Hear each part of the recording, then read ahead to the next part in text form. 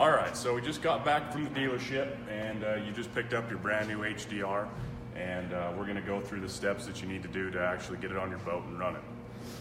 We use a reciprocating saw to cut through all the nails and staples holding the top of the crate on.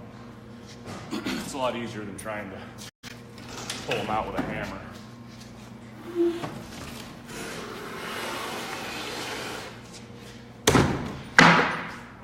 All right, so obviously the first thing you want to do is get rid of all the plastic you put on here to protect it during shipping.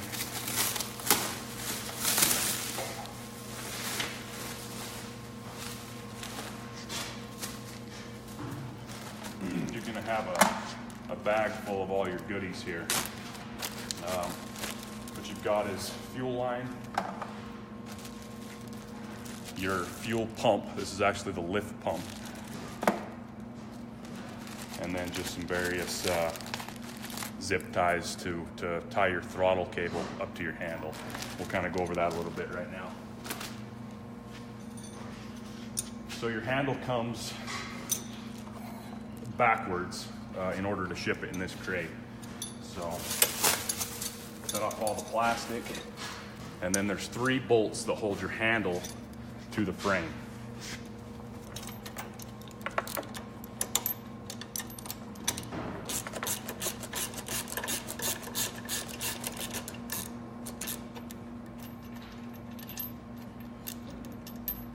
What you want to do with these bolts is the middle one kind of acts as the fulcrum, and the outside are basically just to kind of adjust the tension that you put on the handle.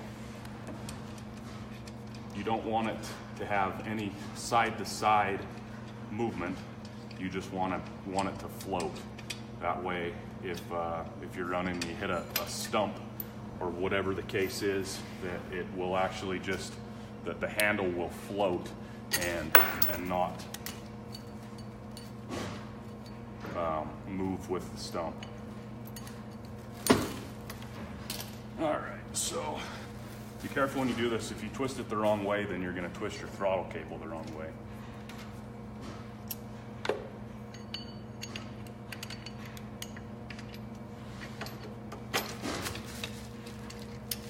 Goes there.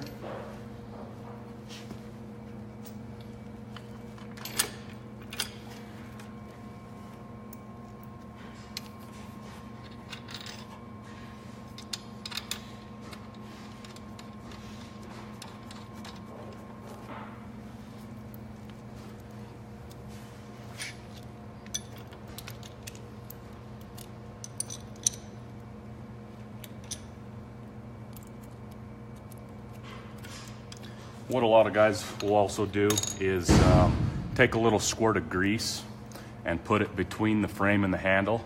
That'll just keep everything moving nice and easy, no friction.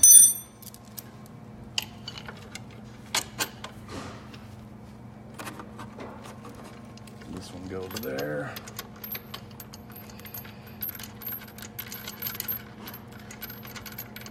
I'll just kind of speed through this here. But basically, you want to tighten this down tight enough that there's tension, but there's no side-to-side play.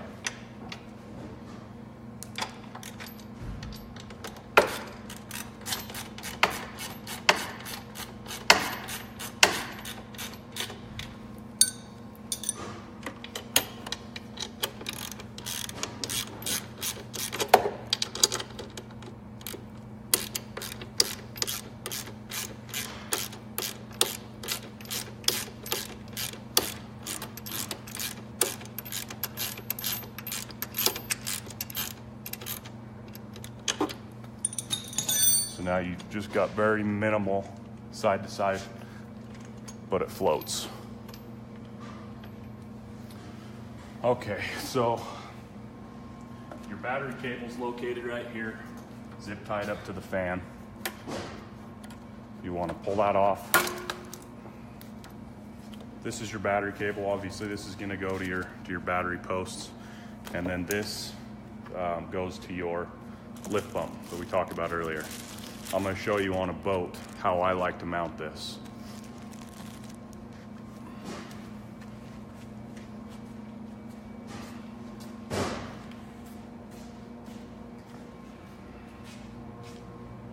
I like to put it right here on the transom.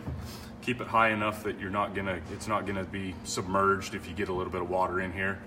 But I do not like mounting it on the motor. I don't want it to be subject to any kind of excessive vibration. So keep it mounted on the transom of your boat somewhere, or inside the boat somewhere. Now you want the pump comes with a fuel filter attached to it. There's 2 fuel filters in this system. One on the motor, between the pump and the motor, and one between the tank and the lift pump.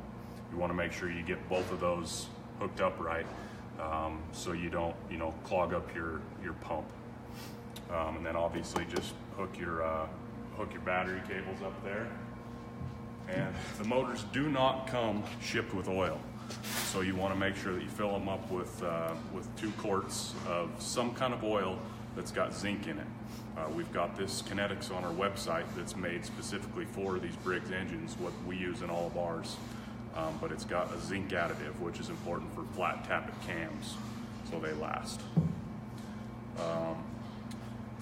That's as far as when you're getting ready to put it on your boat.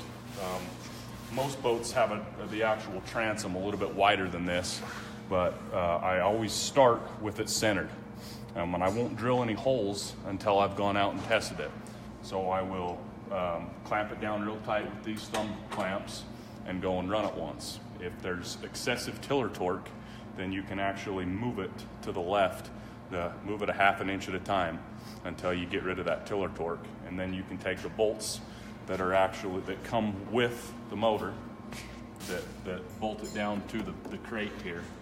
And you can use those, actually, the same bolts, to go through your transom and secure it. You'll see there's also these thumb screws, and there's holes in them made specifically so you can put a padlock through those, just a little bit extra security.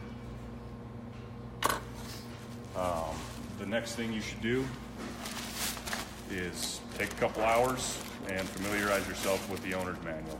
There's all sorts of information here about maintenance and troubleshooting, your warranty, all that information that you need. The last thing is the throttle cable wasn't tied up all the way for shipping, so you can take these zip ties that come with it and put a couple more zip ties holding this throttle cable up. And then there's if you look back here, this is your handle harness.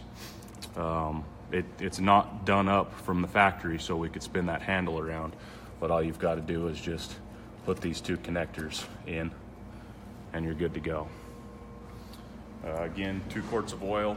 Check it as you're putting it in. Make sure you're getting it in between the hash marks. Go over your owner's manual really good. Make sure you know when your service intervals are. 10 hours for valve adjustment, and then you can go over the manual to see what the rest of the service intervals are.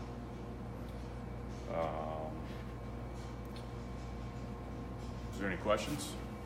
Okay. Well, the next thing that I kind of wanted to go over today is bow fishing. Spring's coming.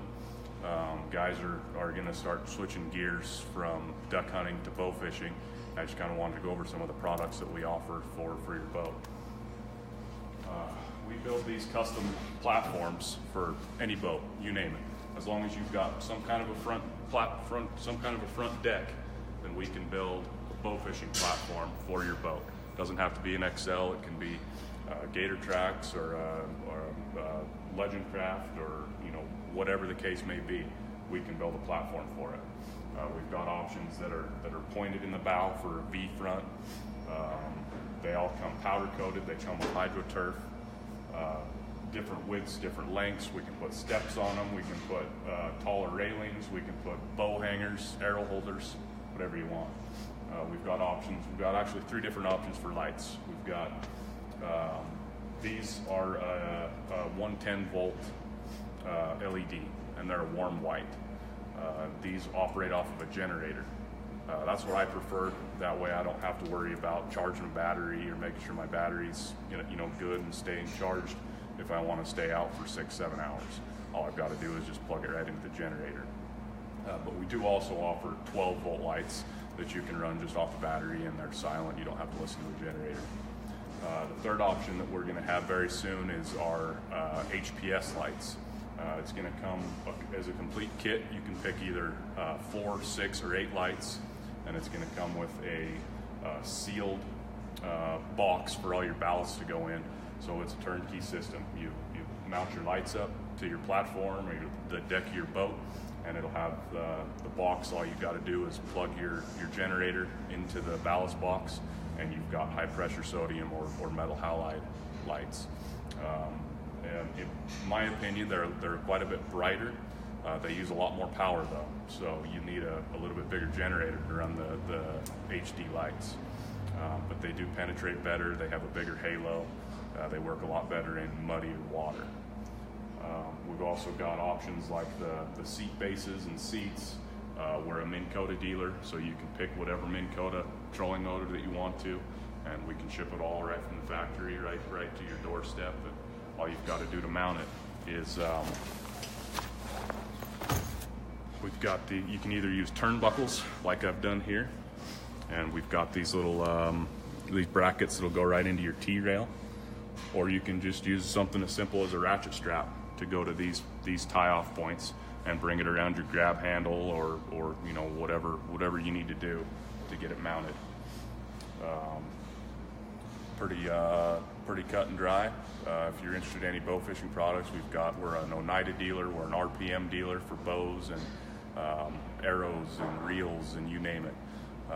Check out our website. You can see all of our bow fishing accessories, backwaterperformance.com.